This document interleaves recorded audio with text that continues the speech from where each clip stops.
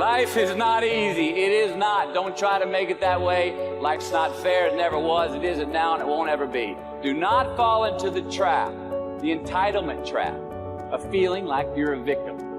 You are not. Get over it. Get on with it. Those things are more rewarding when you break a sweat to get them. We overanalyze because we're unsure. Time costs lives. Growth only comes through pain. No pain, no gain. It's the same in life. Tough love gets the job done. Now, why do you pursue things that scare you? Why seek the role that's hard? Because it costs me something. Because it costs. It comes with a price. It's not really a risk unless you lose the fight. But when you do, you get stronger. You get more aware. You get more respectful of yourself and that which you fear. It's all in the mind. Excuses sound best to the people that's making them up. You got every excuse in the world because you have convinced yourself that everything is wrong, everything is negative, and nothing will change. And guess what? It won't change. Change your mind, and it will change your life. It's bloody hard to be a high-performance person. Being a high-performance person is a full-time job. I'm like this 24/7, 365, and I've been like this for the better part of 50 years. I'm always like this. I'm always pushing the edge of the envelope. Within every uncertainty, there is hidden possibility. So I don't dread any challenge that lies ahead because I remember all the victories behind. And my confidence is not in my circumstance. The Spirit of God is my supply. I'm steady under pressure and I'm ready for whatever, because whatever comes my way today, the outcome is I overcome. Most people procrastinate because they're unsure, so just do it. Efficiency, accountability. If you want $1 million, you'll make $1 million. Service and the significance that you bring to your service is that which is lasting. Here's the key. Learn from every mistake. The real truth is that service and significance equals success.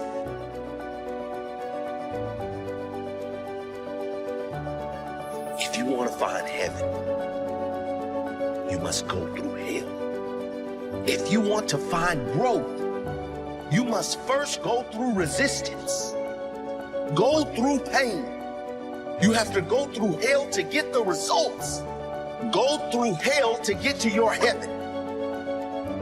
I cannot grow without pain. I will not grow without pain. Pain is my friend. Pain is my gift from the gods of growth. Pain is my employee. I order him to give me more.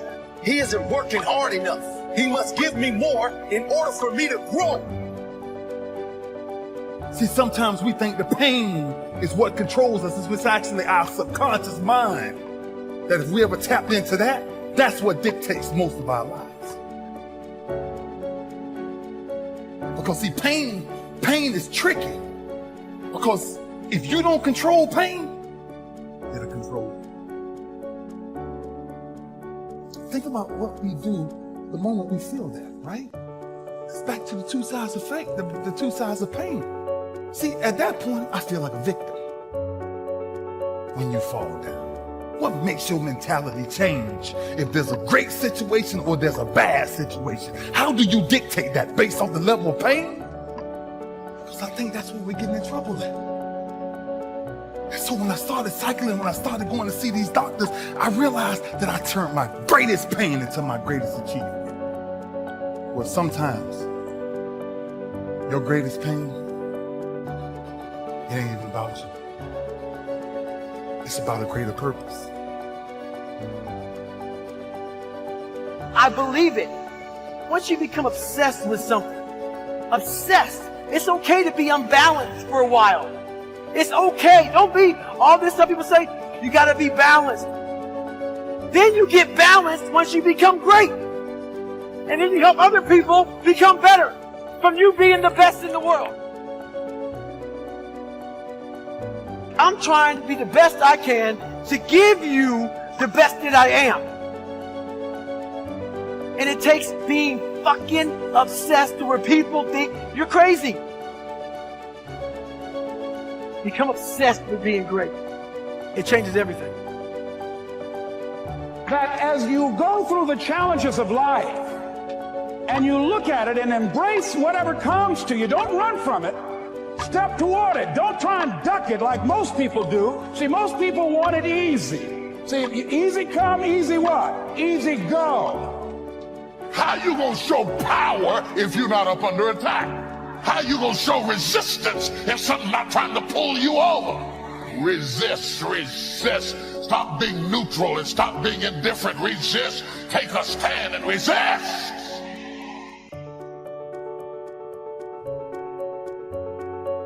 The last time I took an English class, my English teacher told me I was the weakest writer she ever met in her entire life. And the same year I took a speech class, and my speech teacher, he said, quote unquote, Ms. Nichols, I recommend you never speak in public, that you get a desk job. It was demotivated people, sad people hurt. Sad people make other people sad. Bottom line, don't take it personal, hurt people hurt. I had to literally be willing to not only relocate my mind, but relocate my body so I can relocate my finances and relocate my possibility, relocate my son's future. I was very clear the future my son was gonna have if I didn't do something. And I was not subscribing to that, not on my watch. So I was willing to be radical. See, most people want the convenience of transformation without the inconvenience. So if you want to have a conviction for something, you have to sign up to be inconvenienced. We're trying to find convictions and passion and breakthrough on the inside of our box. Well, when you realize that the box doesn't even exist, and so when you start thinking like that, all of a sudden, everything is possible. So I disrupt people when I say, you want to make me extraordinary, because it lets you off the hook. What if you do? What if the God that we call God, the divine, whatever your faith is, what if there's no partial? It's not going to give me a hookup and not give you one. Not going to give me an opportunity and not give you one. I'm just not going to stop because I believe all things are available to us. I'm just willing to go after them. Are you willing? And then that is so disruptive because then you got to make a decision. Because it's easier to live inside the parameters of, well, as a black woman, well, as born and raised in South Central, well, I'm dyslexic. I wrote 7 books. I'm dyslexic. I'm not perfect. What I do really well is I manage my imperfection well. And so we're all waiting for perfect. It's an illusion that will never come to you, and it's an excuse to never show up and play. Your story is not meant to be your fortress. Your story is meant to be your fuel. This is quite a young audience, and I think the reality is the thing that I spend most of my time on is trying to get people to understand that patience is a very important variable of success, and more importantly, that I believe the far majority of people in this room do not have a great relationship with time. I am fascinated by people in this room who are stressed at the ages of 18 and 22 and 25 and 29, like they're running out of time.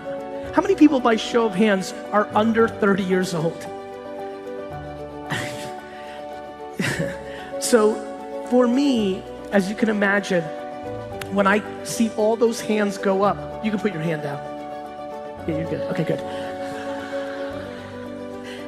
When I see all those hands go up, and I know in my mind, with the way that modern medicine and technology is going, that the far majority of this room is going to live for another 80 years, it really gets me excited/concerned when people want their business to be huge next year.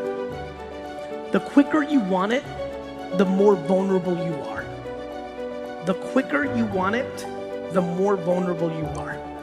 And what has been very fascinating for me is, even though on YouTube and Instagram and maybe some of the places you guys see me, maybe my energy is high, maybe my style of communication is fast, but my business actions are extremely slow.